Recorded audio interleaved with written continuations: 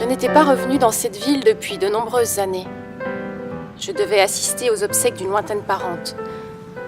J'en profitais pour me promener dans ces avenues cossues que j'avais parcourues autrefois pour me rendre chez mes riches clientes.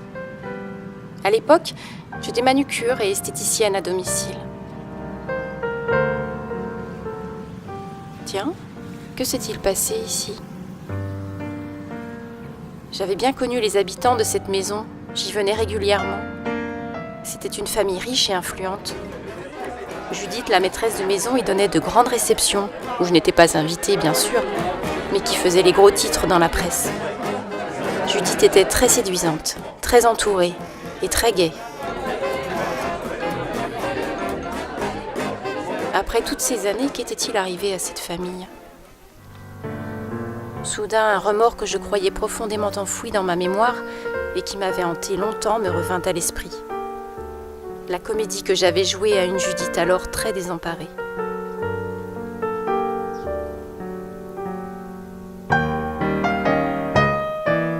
Un jour, elle m'avait demandé de venir la voir. Elle avait un gala de charité le soir même.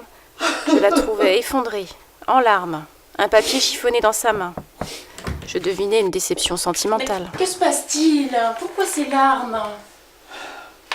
Non, c'est fini, fini. Mais qu'est-ce qui est fini ? Racontez-moi, ça vous aidera. Mais rien ne peut plus m'aider. Maintenant que je l'ai perdu. Mais perdu qui ? Quoi ? Mais ma beauté. Je vois bien chaque jour que ma jeunesse m'a quittée. Ma vie est finie. Votre beauté ? C'est tout ? Et moi qui pensais qu'il s'agissait de votre mari, de votre fils ou de votre fortune. Mais si vous continuez à pleurer comme ça et à vous lamenter, vous allez vraiment la perdre, votre beauté. En fait, de quoi vous plaignez-vous ? Regardez la chance que vous avez. Cette allure, cette taille fine. Et ce teint si clair quand vous ne pleurez pas. Beaucoup de femmes, même plus jeunes, aimeraient bien avoir votre charme et votre élégance. Allez. Asseyez-vous. Séchez vos larmes. Je vais vous faire un joli maquillage et ce soir, vous serez encore la reine de la soirée. Je la rassurais de mon mieux et je dus le faire à chacune de mes visites. Mais je sentais bien qu'elle me croyait de moins en moins. Mais vous êtes complètement idiote. Je vous ai demandé mon châle avec les fleurs. Je vous ai pas demandé le châle rose. Non mais qu'est-ce que vous avez dans la tête ? C'est pas possible. Son humeur changeait et ses proches se lassaient.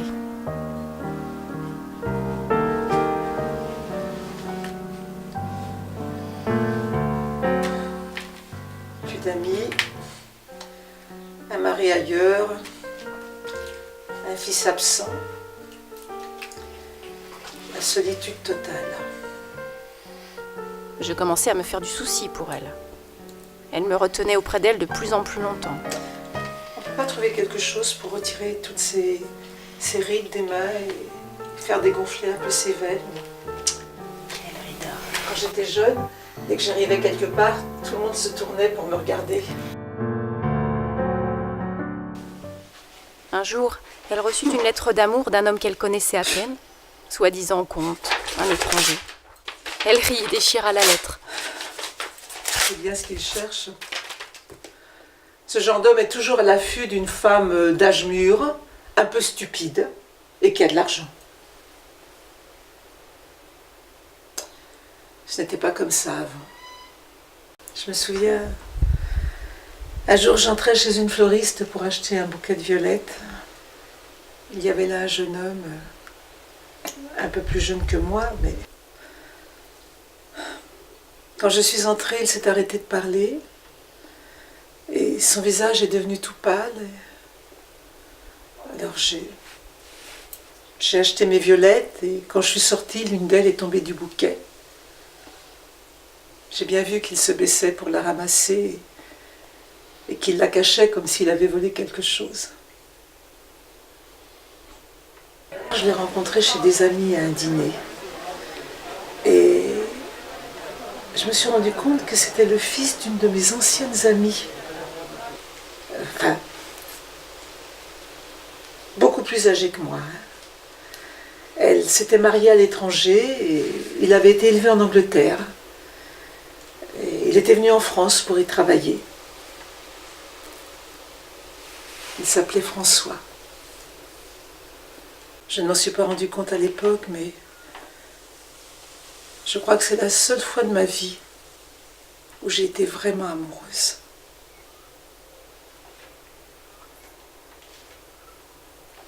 Et que s'est-il passé ensuite? Nous nous sommes rencontrés 4-5 fois et puis il y a eu la guerre. Il est mort presque tout de suite au front. Il y a si longtemps. Les années ne changent rien. Je sais bien, rien qu'en me regardant, que jamais de ma vie je n'étais aussi aimée. Mais vous a-t-il avoué son amour? Il y a des choses qui n'ont pas besoin d'être dites.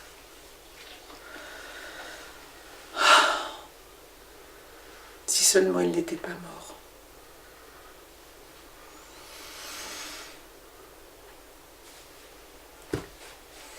Sa mort m'a fait vieillir avant l'âge. Peu de temps après, en allant chez elle, je croisai une femme que je reconnus aussitôt.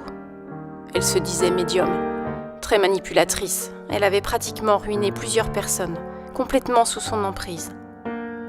Depuis la guerre, beaucoup de femmes fréquentaient assidûment de prétendus voyants, spirites, cartomanciennes, pour avoir des nouvelles de leur mari, de leurs frères déclarés disparus sur le front. Moi-même, j'avais arrondi mes fins de mois de cette façon pendant la guerre. Il ne fallait pas que cette femme mette le grappin sur Judith. J'élaborais un plan quelque peu machiavélique. Il m'est arrivé quelque chose de bizarre la nuit dernière. Asseyez-vous. Vous savez peut-être que je suis un peu médium. Enfin, je ressens des choses. Je crois que c'est à cause de la façon dont vous m'avez parlé de ce monsieur-là, ce jeune homme au bouquet de violettes. Vous me l'avez fait voir aussi nettement que s'il avait été dans la pièce. Mais peut-être y était-il réellement? Qu'est-ce qui s'est passé? Eh bien, j'étais couchée dans mon lit quand j'ai ressenti quelque chose d'étrange, comme un message de l'au-delà qui m'était adressé. J'ai tout de suite compris que ça venait de lui. C'était un mot qu'il voulait que je vous transmette. Et qu'est-ce qu'il vous a dit? Il m'a dit de vous dire qu'il vous a toujours aimé, dès le premier regard. Vous étiez si belle, si élégante et si gaie. Et pourquoi ne me l'a-t-il pas dit? Je ne sais pas, ce fut très bref. Il faudrait qu'il revienne ou que j'essaie de le joindre à nouveau. Mais allez, allez, ne le faites pas attendre. Je suis sûre qu'il va revenir.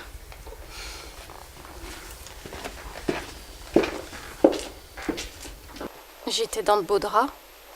Si je pouvais imaginer ce qu'un jeune homme romantique pouvait avoir ressenti, j'étais bien incapable de trouver les mots pour l'exprimer. Je pensais alors à Adrien, le jeune homme qui vivait misérablement dans une chambre de bonne au-dessus de moi. C'était un poète qui se mourait doucement de tuberculose. J'avais pitié de lui. Il était si jeune et si seul. Je montai le voir. Je n'avais pas terminé mes explications qu'il savait déjà quoi dire. Je pense que vous saurez trouver les mots. Oh, c'est facile.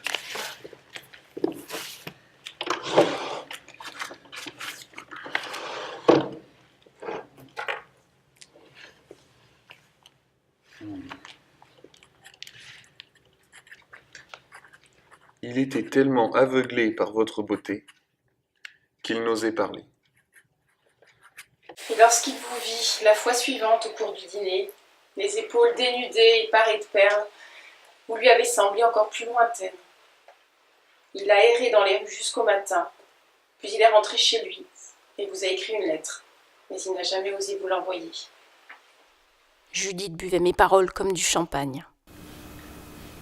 Mais dans les jours qui suivirent, il lui en fallut toujours plus, comme Demandez-lui de vous décrire la robe que je portais le soir de ce fameux dîner.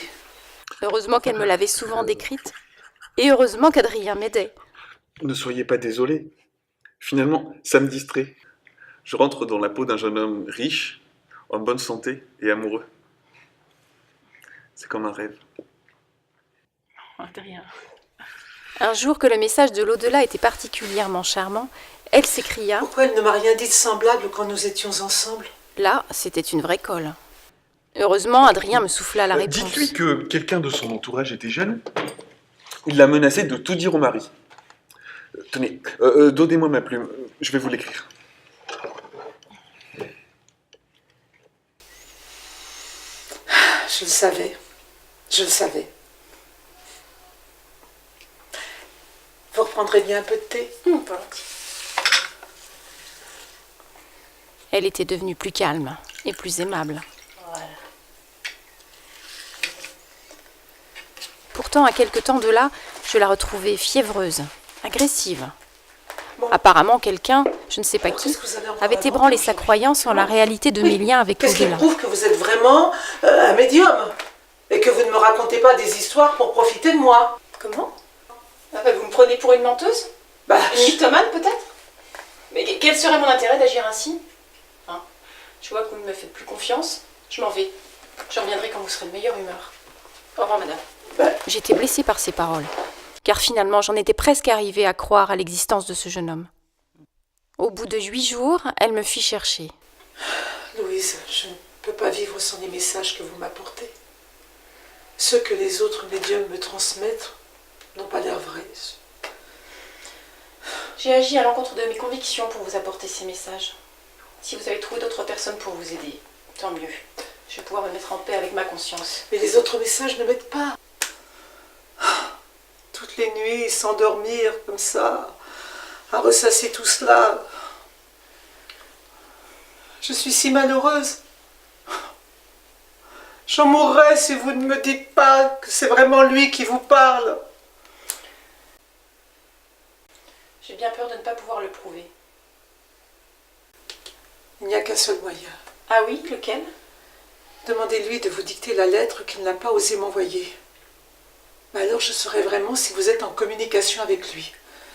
Et je ne douterai plus jamais de vous. Et vous croyez que c'est si facile de parler avec les morts? Mais il doit comprendre que je suis en train de mourir. Il le comprendra et il aura pitié de moi. Et il fera ce que je demande.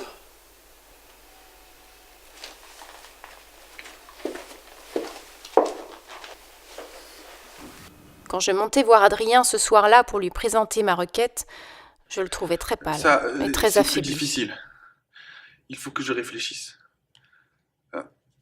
Si j'en savais un peu plus sur elle, sur lui. Vous savez, c'est sacrément compliqué d'écrire des lettres d'un mort à une femme sans connaître ni l'un ni l'autre.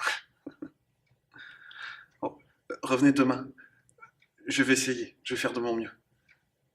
Oui, mais Adrien, reposez-vous. Je repasserai demain soir. Le lendemain soir, je me rendis de nouveau chez lui. En montant l'escalier, un pressentiment soudain me saisit. En entrant dans la chambre, il faisait très froid. Personne n'avait allumé le feu. Bonsoir Adrien, je vous ai apporté une demi-bouteille de vin et un peu de soupe. Mais pour le mériter, il va... Adrien? Adrien? Il était là, allongé sur son lit, les yeux ouverts, Adrien? ne paraissant pas me voir, ni m'entendre. Je compris qu'il était mort. Le cœur plein de tristesse, je lui fermai les yeux.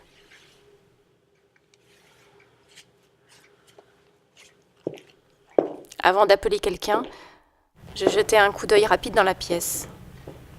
Je ne voulais pas que l'on trouve une trace de notre relation très particulière. En me retournant une dernière fois vers lui, j'aperçus sous le lit une feuille. Elle était couverte de son écriture griffonnée. C'était le brouillon de la lettre. Je descendis prévenir la concierge et me mis en demeure de réécrire péniblement cette lettre. C'est très mal à l'aise que je me présentai 2 jours plus tard chez Judith. Elle était alitée, Louise, agitée, les yeux brillants. m'avez-vous apporté la J'eus lettre? pitié d'elle.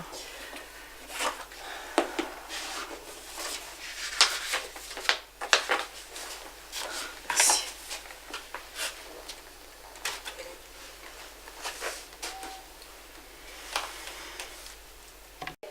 J'attendis, la mort dans l'âme.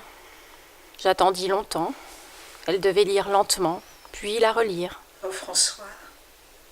Oh, non. Vous êtes fou. Alors?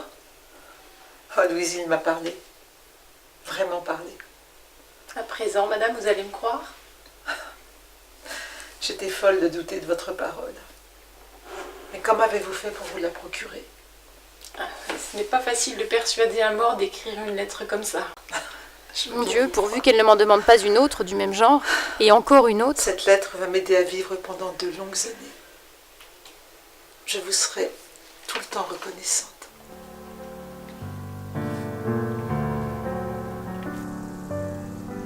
Peu de temps après, je fus demandée en mariage par un monsieur, fonctionnaire, qui partait prendre un poste en province. Avec l'aide de Judith, nous pûmes acquérir une petite maisonnette où nous comptions vivre tranquillement. Et je n'eus bientôt plus aucune nouvelle de Judith.